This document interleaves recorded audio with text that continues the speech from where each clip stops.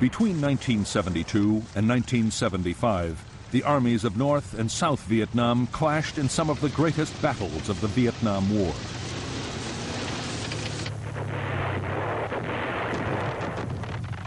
Twice in 3 years, the government of the North launched full-scale attacks against the American-backed South.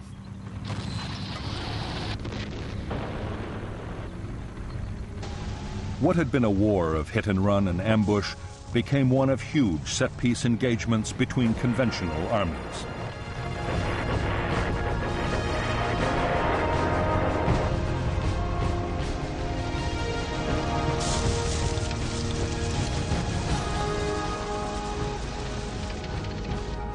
The South Vietnamese army, backed by American air power, repelled the North's first onslaught.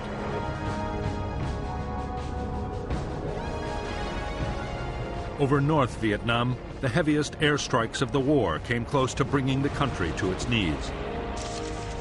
But the North's second great offensive proved unstoppable.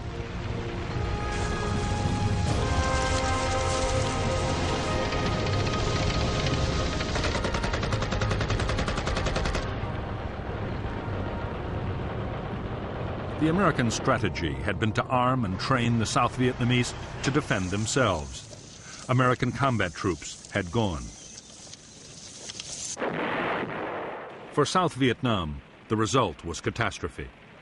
In a fierce campaign lasting 4 months, North Vietnamese tanks smashed their way to the gates of Saigon.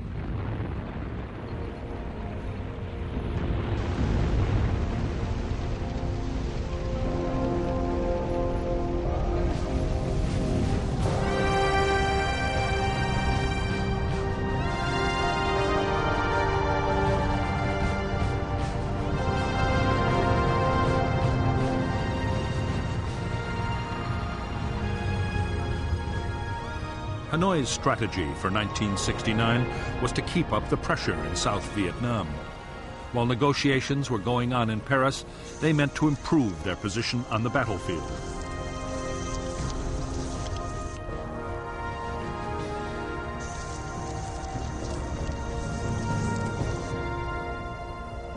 Half a million American troops were now deployed in the South. In February 1969, in an echo of the Tet Offensive the previous year, their bases were the targets of a major Viet Cong offensive. 1,140 Americans died.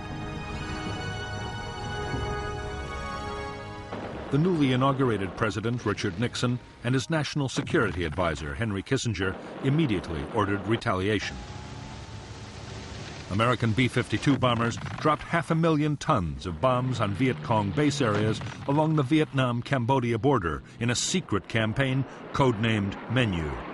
Congress was not informed, and the flight logs and target destinations were falsified to hide the fact that the bombs were falling on Cambodia, a neutral country. At the same time, U.S. and South Vietnamese troops began to advance towards the Cambodian border.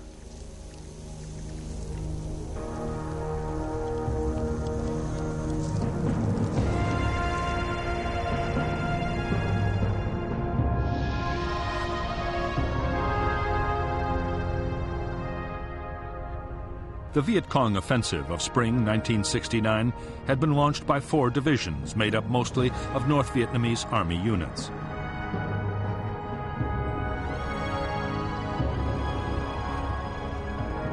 After bitter fighting, the NVA battalions pulled back.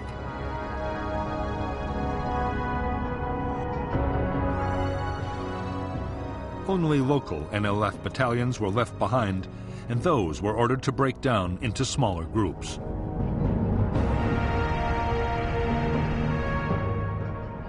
In turn, big American units were also broken down and spread out over a wider area of countryside.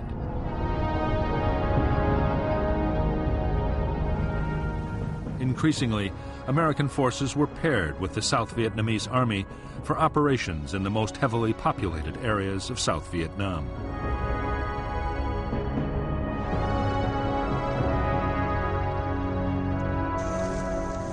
In April 1969, a gruesome benchmark was reached which added to the pressure for Vietnamization. U.S. combat deaths surpassed the 33,629 men killed throughout the Korean War. Increasingly, the U.S. felt it had to ensure that the South Vietnamese army would take control of the war for themselves. The American plan was to help the South Vietnamese government regain control over vast areas of the countryside. The populated areas were swamped with patrols trying to find an increasingly elusive enemy. Often the aim was to draw the Viet Cong into attacking a small unit and then hit back with massive airstrikes and attacks by helicopter gunships. The new kind of war being fought in and around the villages was enormously destructive.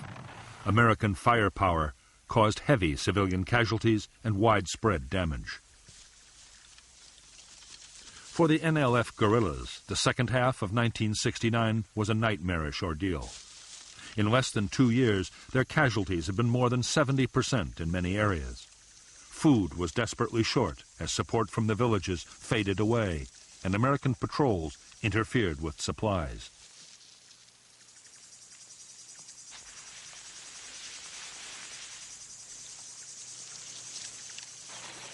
Meanwhile, the Phoenix program, a campaign run by the American Central Intelligence Agency and staffed by American and South Vietnamese soldiers, killed up to 40,000 people suspected of being NLF sympathizers. Thousands more were tortured and imprisoned. In that year, desertions from the NLF and NVA were over 28,000. However, morale in the South Vietnamese army was no better, with the number of desertions reaching almost 110,000. While South Vietnamese government forces fought to wrest control of the villages from the NLF, American planners turned their attention to Cambodia. Already the secret bombing campaign ordered by the American President Richard Nixon was well underway. Up to now, American ground forces had been banned from mounting operations into Cambodia. The country was legally neutral, and its leader since the 1950s, the flamboyant Prince Sihanouk, had played both sides. Sometimes an ally of the Americans, he also allowed the NVA to route the southern part of the Ho Chi Minh Trail through his kingdom and maintain their base areas along the heavily jungled eastern border with Vietnam. Then, in March 1970, there was a CIA-backed coup to oust Sihanouk. The new government, led by Lon Nol, immediately moved to eject all Viet Cong and North Vietnamese troops from Cambodian soil. Operations by the Americans and the South Vietnamese would follow.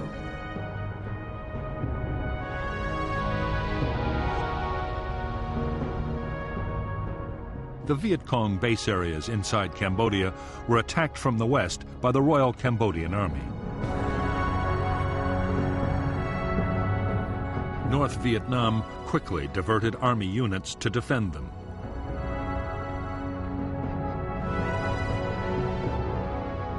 And with the help of the Cambodian guerrillas, the Khmer Rouge, they halted the Cambodian government advance.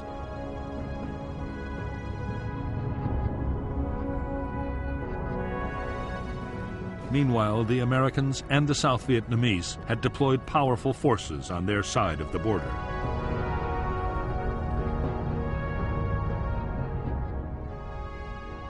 On April 29, 1970, South Vietnamese troops attacked into Cambodia, pushing towards the Viet Cong bases.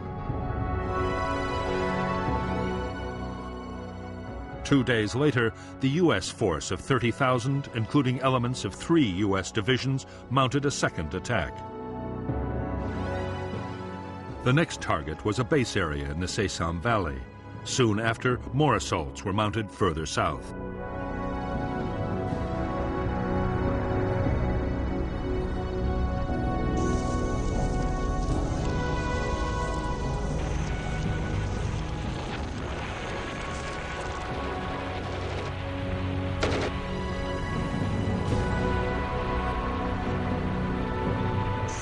Operations in Cambodia lasted for 60 days.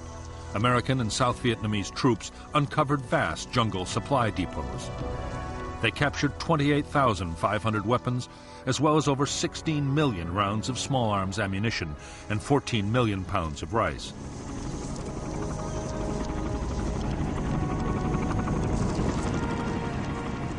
Although most Viet Cong troops had managed to escape across the Mekong, there were over 10,000 NVA and NLF casualties. However, when the South Vietnamese commander was killed in a helicopter crash, his forces withdrew. When news of the Cambodian incursion broke in the United States, there was public outcry. Many believed that in spite of President Nixon's promises to get out of Vietnam, he meant to expand the war.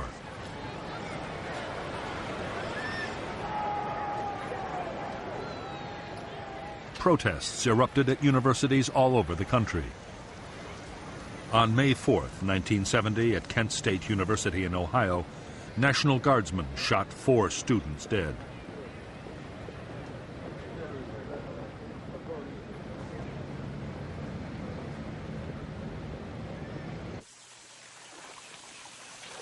The deep divisions about the U.S. role in Southeast Asia were having a powerful effect on American troops in Vietnam.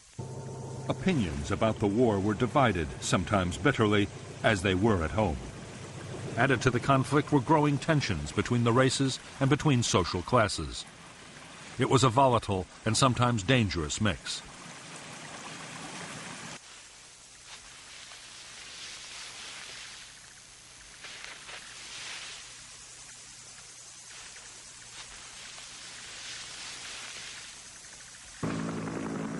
By now, there were few career sergeants and officers still to serve their tours in Vietnam. Down to Romeo, we can move back down to the Whiskey on the Romeo and make a 3-shipper in a hurry.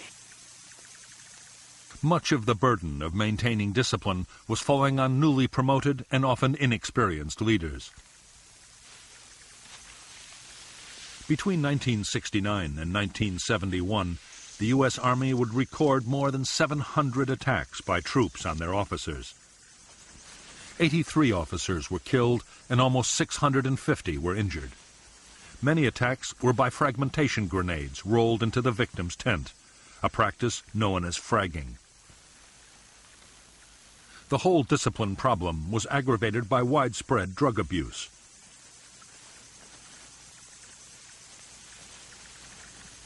In 1971, fewer than 5,000 soldiers needed hospital treatment for combat wounds, but more than 20,500 were treated for serious drug abuse.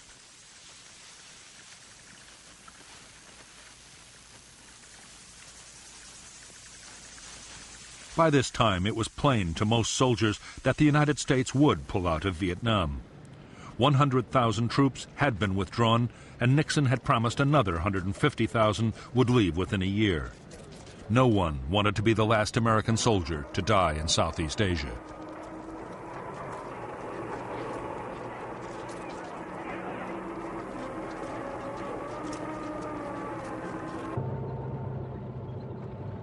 By the end of 1970, North Vietnam had replaced many of the losses suffered in the fighting of the previous year. Their leaders were intent on launching a new campaign, and floods of men and supplies were being sent down the Ho Chi Minh Trail through Laos and Cambodia to South Vietnam.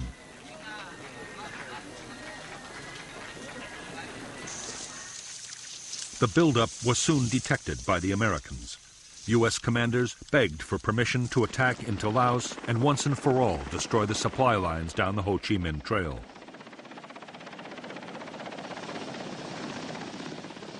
Their hopes were quickly dashed.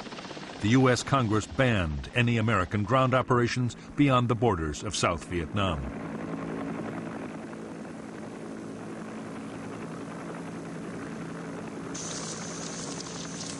This time, Saigon's forces would have to go it alone. If successful, the administration argued, they would gain 2 years in which to build the South Vietnamese army.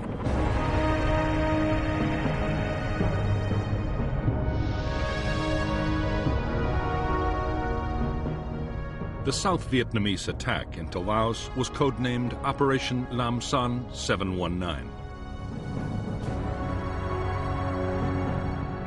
The offensive opened with the U.S. Army's 24th Corps clearing Route 9 to Khe Sanh.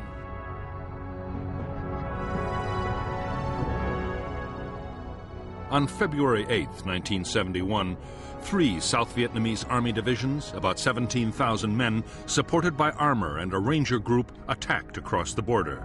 However, they were advancing into an NVA trap, carefully planned and with well-coordinated defenses.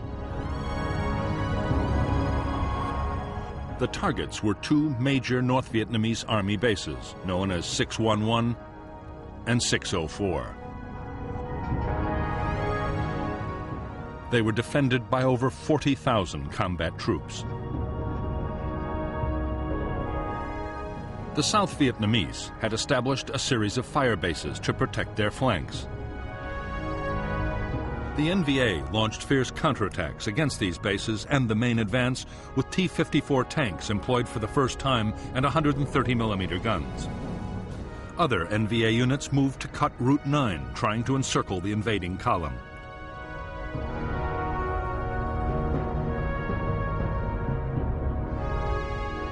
Two South Vietnamese battalions were eventually airlifted into Tec Pan.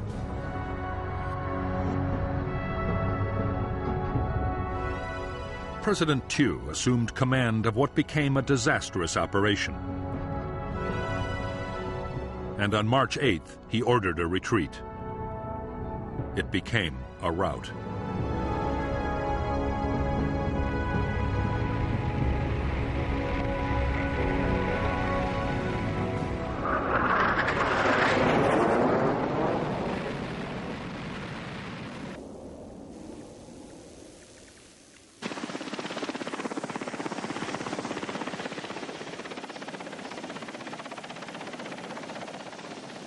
More than 9,000 Southern troops were killed or wounded. They lost 2/3 of their armored vehicles, and large numbers of helicopters and planes were destroyed or damaged.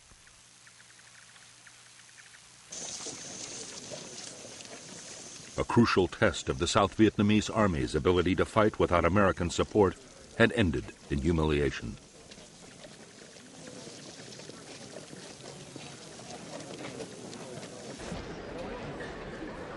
Although the North Vietnamese had crushed the southern offensive, they too had suffered casualties. Defending their bases in Laos and in Cambodia the year before had cost thousands of dead and many vehicles and guns destroyed. Viet Cong units were now ordered to avoid major actions while they rebuilt their strength.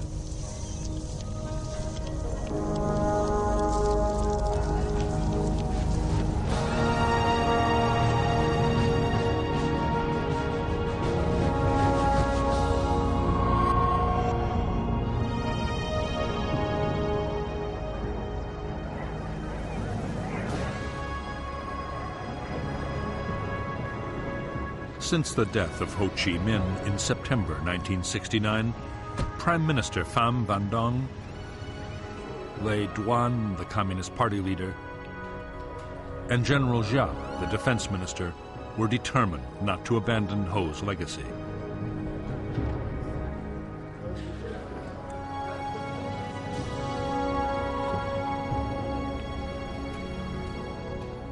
The struggle to reunite North and South Vietnam would go on, whatever the cost.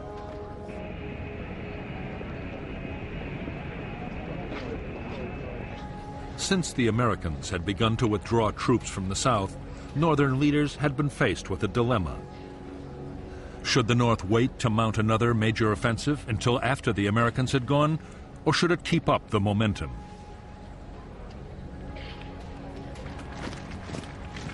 In May 1971, the Politburo instructed General Giap to prepare a new campaign.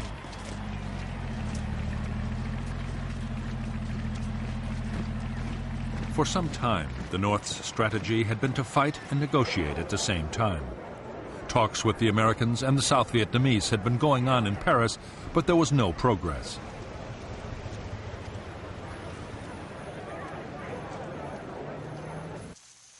Northern leader was not going to save the South.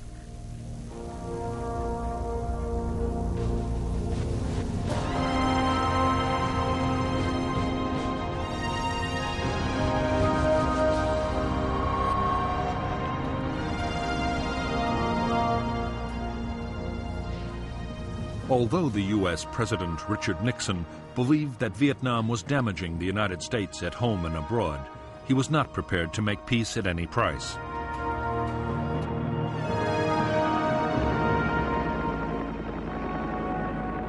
Nixon feared a climb down would dangerously weaken America's credibility as an ally in the eyes of the world.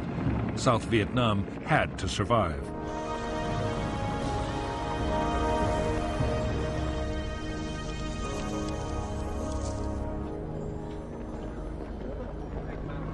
As well as the formal peace negotiations in Paris, there were also secret meetings between Henry Kissinger, Nixon's national security advisor, and the North Vietnamese.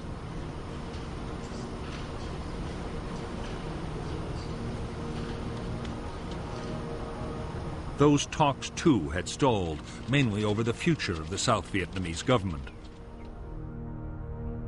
The North was insisting that President Nguyen Van Thieu be replaced and that a new government include the NLF.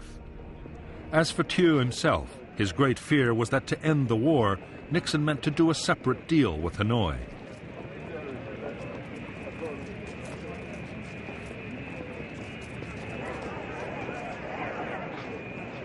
In fact, Nixon and his advisor, Henry Kissinger, were looking not to North Vietnam, but to Moscow and Beijing.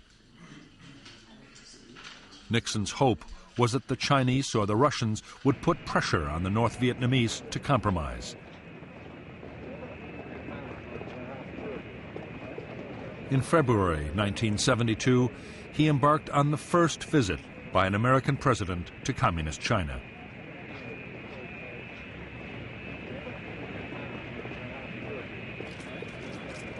Now that U.S. troops were withdrawing from Vietnam, China's leader, Mao Zedong, increasingly favored an end to the war. He had already pressed Hanoi to step up the search for a solution.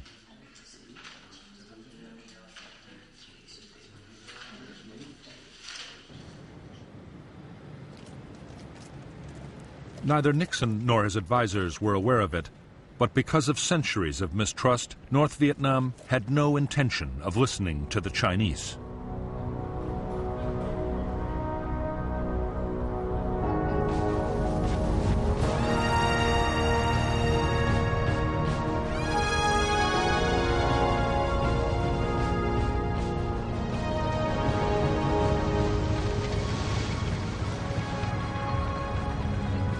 As they planned their most ambitious offensive yet, North Vietnam's leaders knew they were taking a big gamble. There would still be U.S. troops in South Vietnam which could easily be reinforced. The question was, would the Americans send major combat units to save their South Vietnamese allies? Northern planners decided that in an American election year, they would not.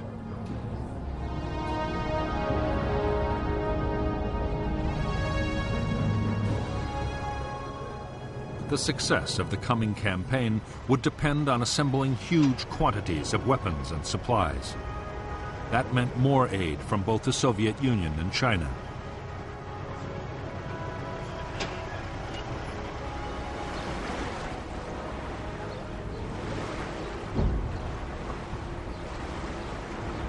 Although by now both superpowers were reluctant supporters of the war, neither was prepared to lose influence to the other. As a result, the North succeeded in getting increased arms deliveries from both Moscow and Beijing.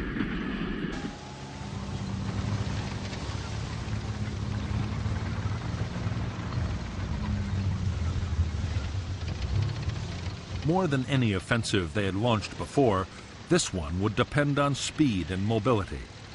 For the North, it would be a new kind of battle, using tanks and artillery to smash through enemy lines. The plan foresaw 3 major armored thrusts slicing deep into South Vietnam.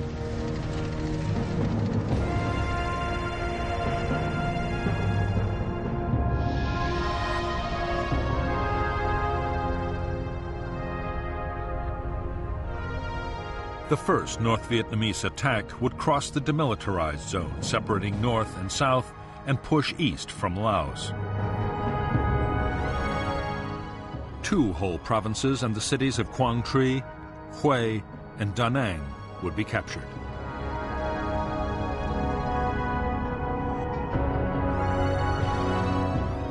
The second thrust would attack through the central highlands to the coast at Quy Nhon.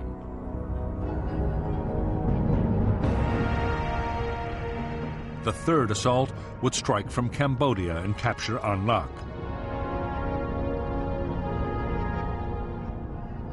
There, a provisional revolutionary government would be established for the south. If resistance was still light, units would press on and capture the capital, Saigon.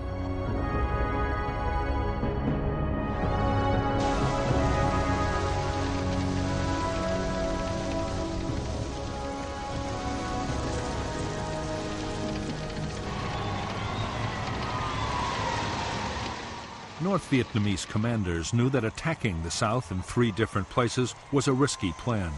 In none of the attacks would they have an overwhelming superiority of troops over the enemy. However, General Giap believed that multiple thrusts would keep the south guessing about what might come next. At the same time, the North's bargaining position in future negotiations would be improved dramatically.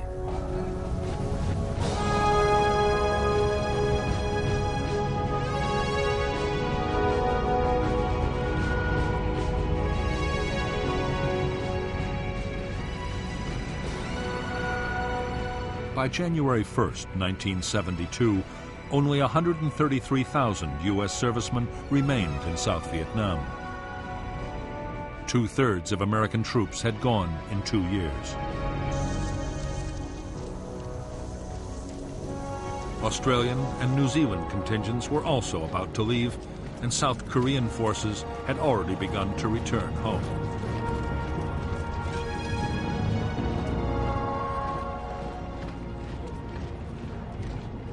The ground war was now almost exclusively the province of the South Vietnamese Army.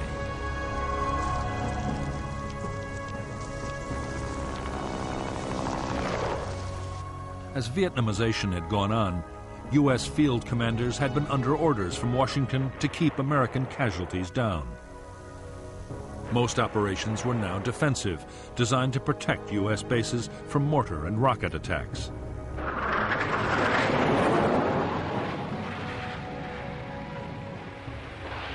American air power was also being used in a different way. U.S. fighter bombers were still mounting vigorous attacks on the Ho Chi Minh Trail in Laos. More than 70,000 sorties in 1971.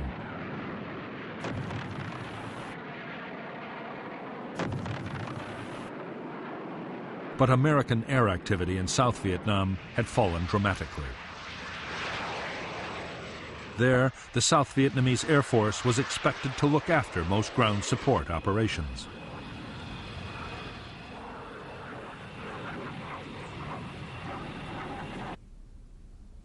South Vietnam's strategy for defending against attack had been devised by President Thieu himself. Thieu believed that any foothold won by the Viet Cong would seriously threaten his bargaining position in the Paris peace talks. As a result, he was determined to defend all of South Vietnam. The only orders he issued to the South Vietnamese army were to hold on to every scrap of territory.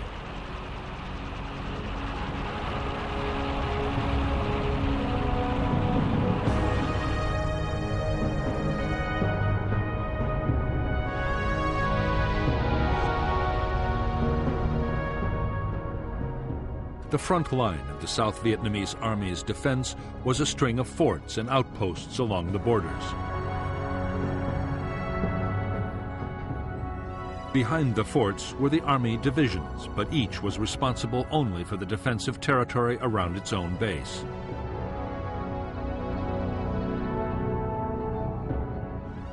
The South's Joint General Staff also held a reserve of airborne and marine troops to act as a fire brigade in the event of an attack. The defense would be backed up by American strike aircraft, U.S. carriers in the Gulf of Tonkin, and B-52 bombers.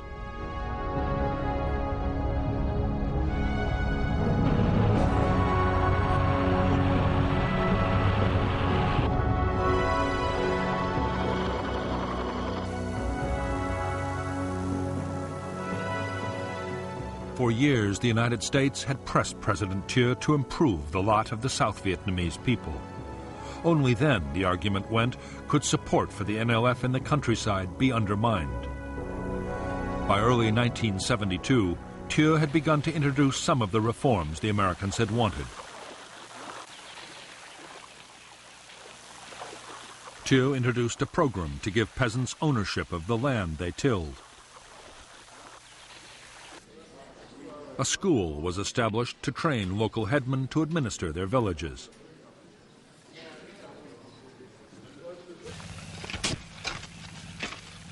Recruitment to local self-defense militias was stepped up.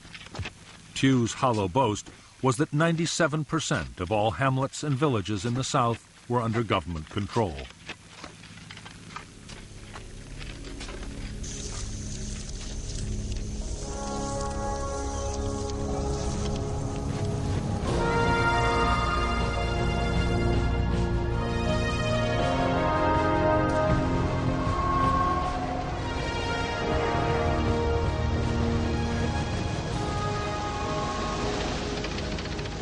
By the eve of the planned offensive named Operation Nguyen Huay after an 18th century national hero, the North Vietnamese army had been transformed. It now had fully equipped armored regiments. Artillery forces had been strengthened. From weapons to radios, all the frontline divisions were better equipped than ever before.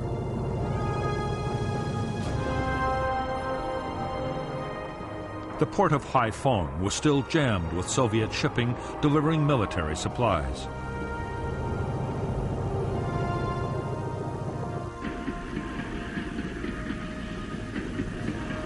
With the American bombing of North Vietnam long over, trains loaded with troops, tanks, and field guns could move with no risk from attack.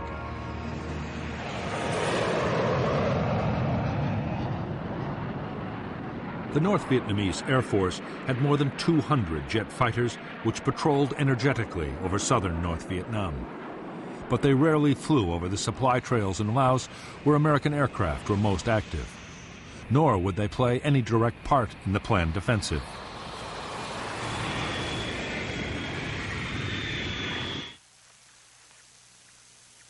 Instead, very large numbers of anti-aircraft guns had been deployed to cover the supply lines and assembly areas.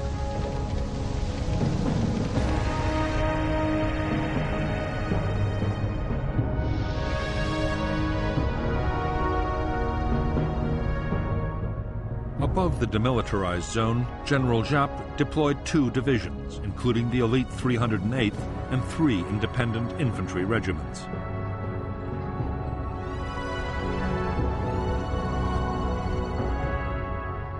The infantry were backed by tank, artillery, and sapper regiments. Another division was poised in Laos, opposite the former U.S. base at Khe Sanh.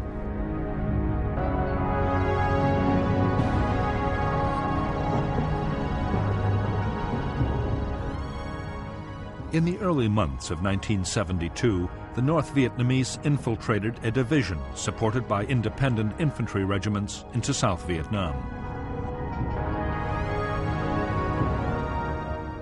Another 2 divisions were already on the coastal plain. More divisions were deployed on the western border.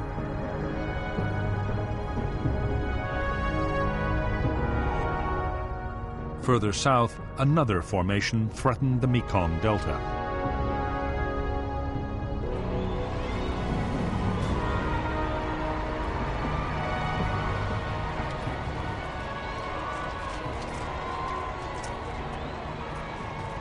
Until now, North Vietnam had been fighting an infantry war. Its army in the field could maintain its operations as long as food and ammunition lasted. The coming offensive would be very different. A modern conventional battle of firepower and maneuver would pose a whole range of completely new problems.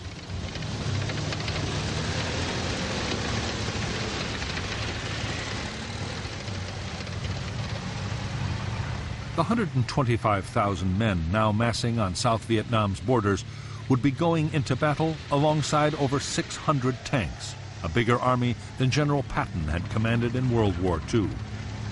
The tanks would consume huge quantities of fuel and ammunition. The infantry would have to keep up with the armor, and that meant large numbers of trucks. The battle would move fast, putting strains on the communication and command systems unlike anything the Army had met before.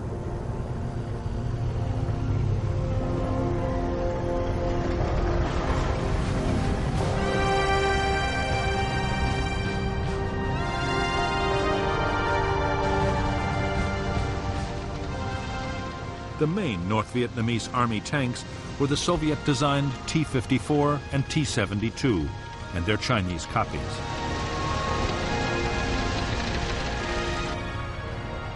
They were armed with a powerful 100mm gun and were highly robust vehicles, easy to maintain on the battlefield.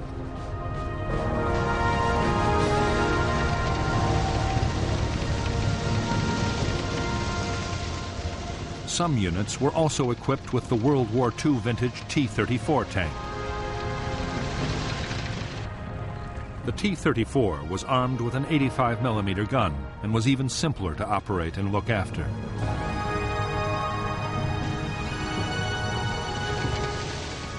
Like the T-55, it could fire either armor-piercing or high-explosive shells.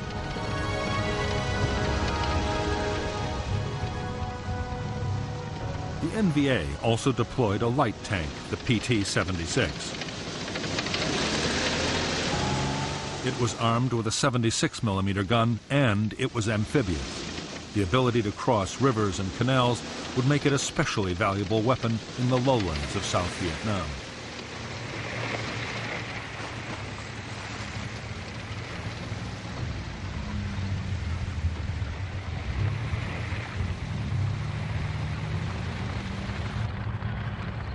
North Vietnamese artillery ranged from the superb Soviet-made 130mm field gun to rockets and mortars of every size.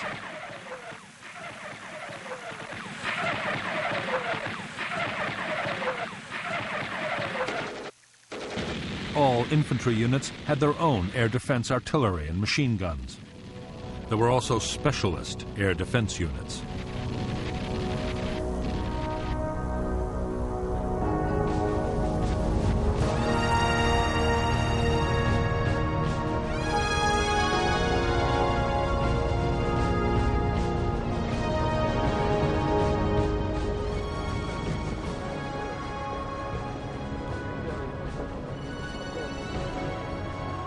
In 12 years of war in South Vietnam, Laos, and Cambodia, Viet Cong forces had suffered appalling losses. By early 1972, over 600,000 North Vietnamese Army troops and NLF had died. As well as those killed in battle, many thousands had perished from disease and American air attacks on the long journey down the Ho Chi Minh Trail.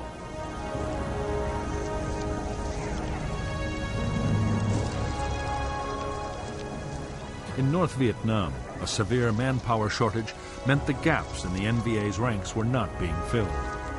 In the 3 months before the spring offensive, every male between the ages of 14 and 45 was called up.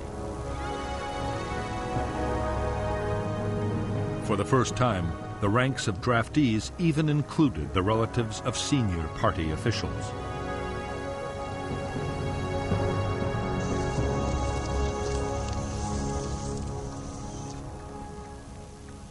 The NLF in South Vietnam was also suffering a manpower crisis. Saigon government troops and officials seemed to be everywhere, making it difficult for NLF recruiting teams to operate.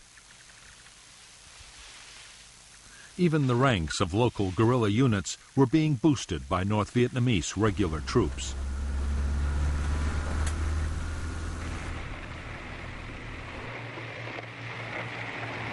The Northerners faced a host of problems, not least the lack of friends and relatives to provide information, food, and a hiding place.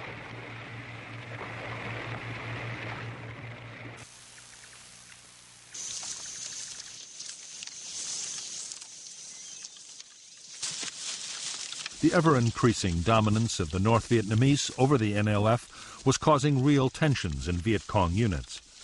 Many NALF members believed the North no longer saw them as equal partners. There was a growing fear that once victory was achieved, Northerners would simply take over the South. In every unit, political officers worked hard to ease friction between NVA troops and their Southern comrades.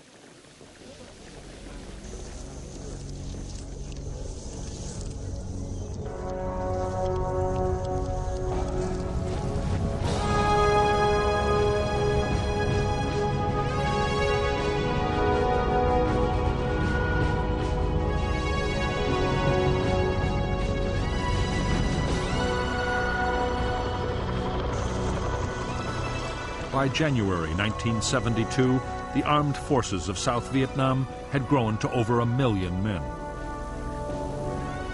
The Americans' Vietnamization program was in full swing, with a massive equipment and training effort. The Army's supply and logistics system was also being built up to cope with a whole new scale of operations.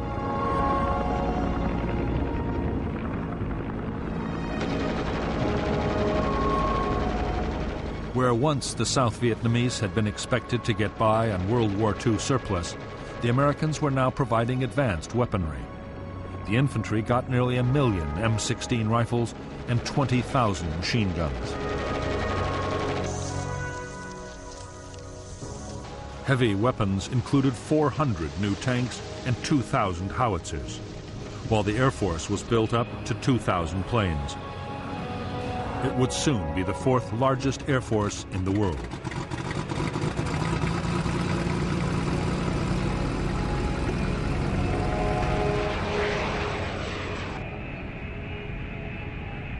Transforming the South Vietnamese army into a modern fighting military machine was not proving easy.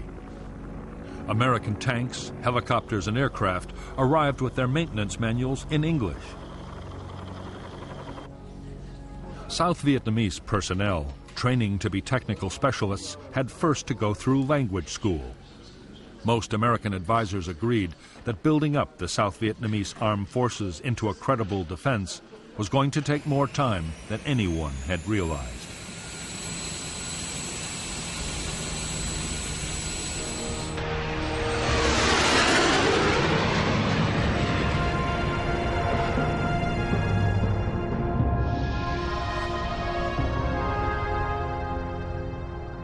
South Vietnam was divided into 4 military regions, each the responsibility of an army corps.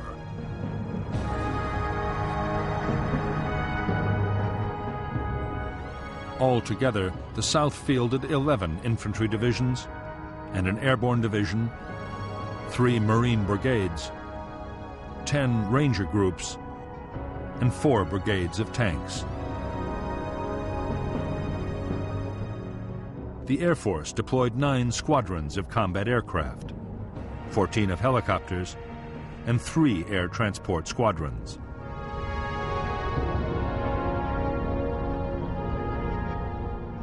U.S. Army combat forces were now down to a handful of units at Da Nang, around Saigon, and at Can Tho in the Delta.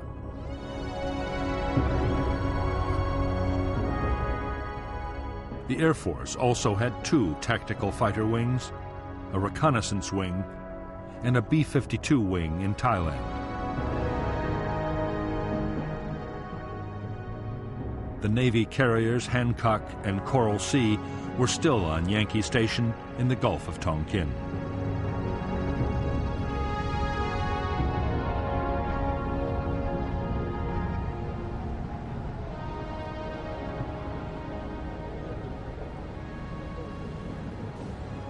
By early 1972, many of the 133,000 U.S. ground troops in South Vietnam were occupied closing up bases and preparing to withdraw.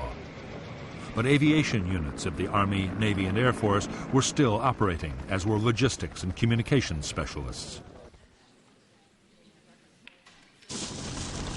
So were 1,400 Army and Marine advisors attached to South Vietnamese units.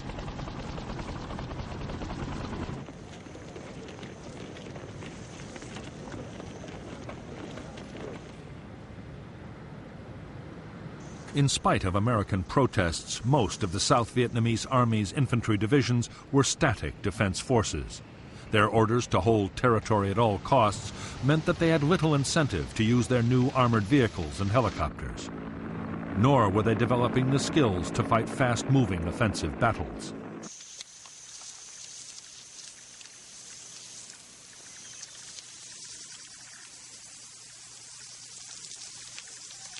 Because the Army's infantry divisions had their own territory to defend, they had grown increasingly settled. The divisional bases were soon surrounded by shanty towns as soldiers' families set up home close by.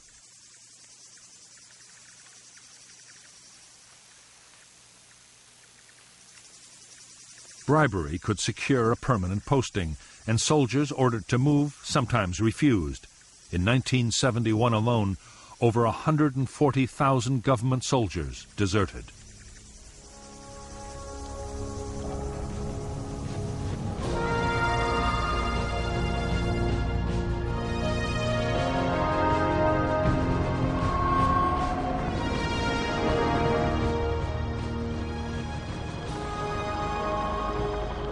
In the battles ahead, Southern forces would be faced with large North Vietnamese armored formations for the first time in the war.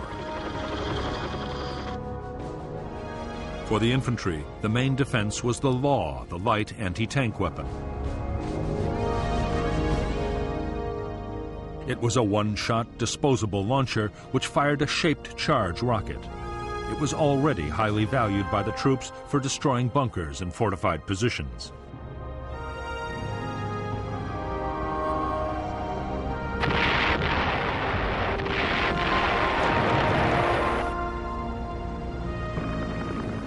It was the Americans who still had the most mobile and powerful anti-tank defense.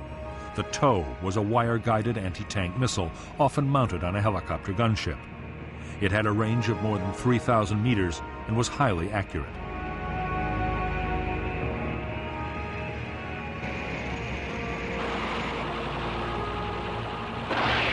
As long as the gunner kept his sights on the target, the weapon's computer system would ensure a hit.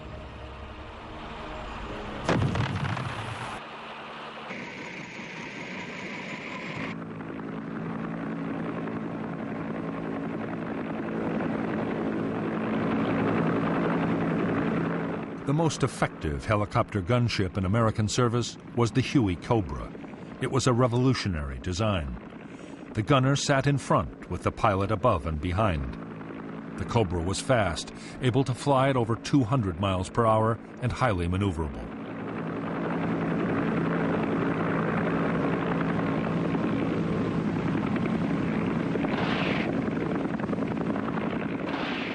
It could carry a devastating array of weapons: miniguns, automatic grenade launchers, a multi-barrel 20mm cannon, and 76 rockets.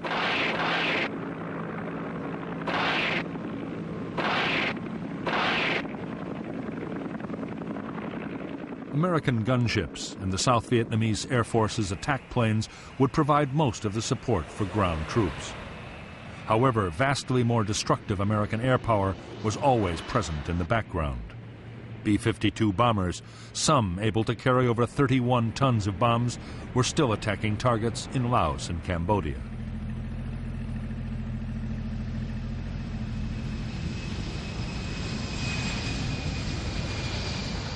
The Americans also had the most advanced supersonic strike aircraft in the world.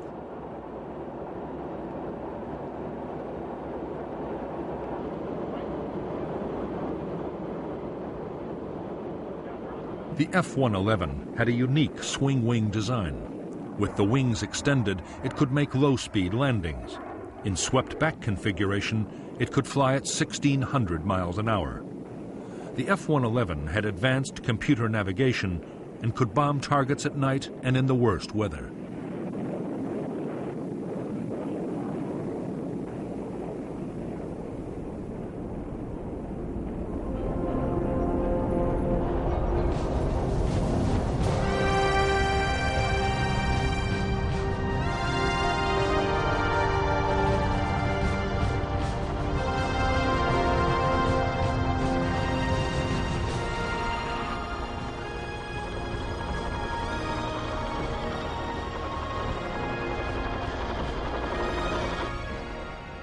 Most major South Vietnamese Army units still had American military advisors. They were usually career soldiers, many on their second or even third tour of duty in Vietnam. The main role of advisors to infantry units was to coordinate the vast array of American firepower still on call. They also offered encouragement and tactical advice.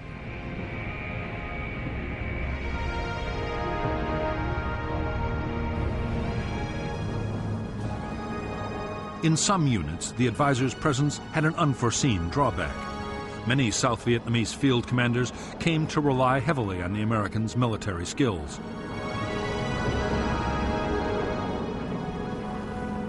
As the months went on and advisors were gradually withdrawn, large numbers of South Vietnamese officers would find themselves unable to command on their own.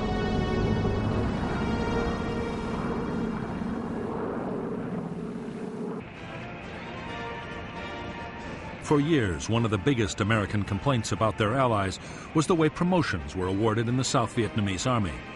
Political patronage was rife. The social connections of senior officers were far more important than their professional competence.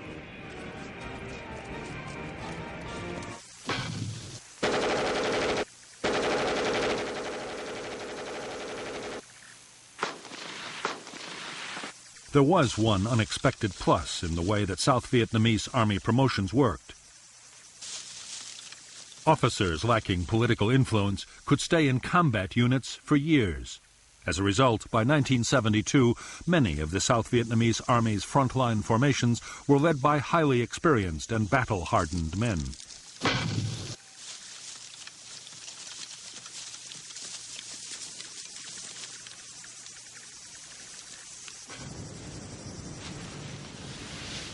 Amongst the many problems besetting the South Vietnamese armed forces, poor training was one of the worst. Army culture held training in contempt. When the military schools requested combat-experienced instructors, most frontline units unloaded their worst men. As a result, some training units failed to produce soldiers with even the most basic military skills.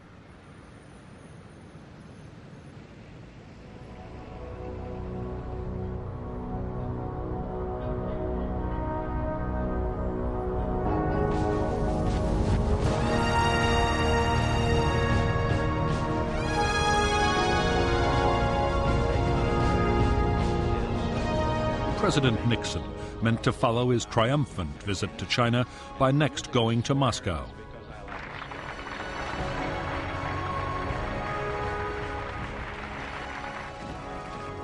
Hopes were high that relations between the world's great powers were entering a new era. In fact, events in Vietnam were about to threaten the whole plan.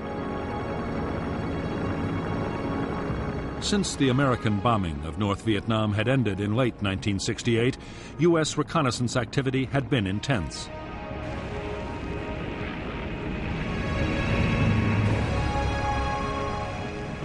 As well as conventional reconnaissance planes, the Americans deployed the top-secret Blackbird. The SR-71 could fly at 2,000 miles an hour and operate at 70,000 feet, well above anti-aircraft defenses.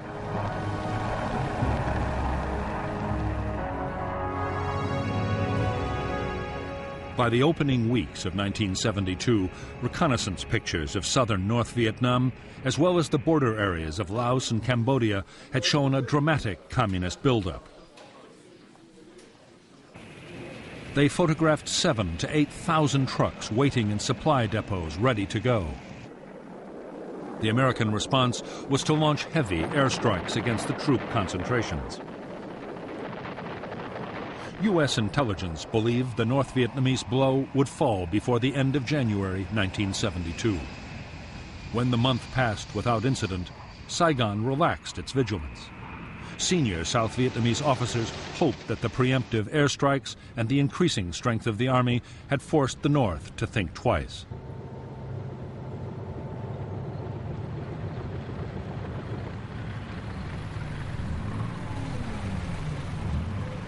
So confident were the Americans that the U.S. Defense Secretary, Melvin Laird, told Congress that a major communist offensive was not a serious possibility.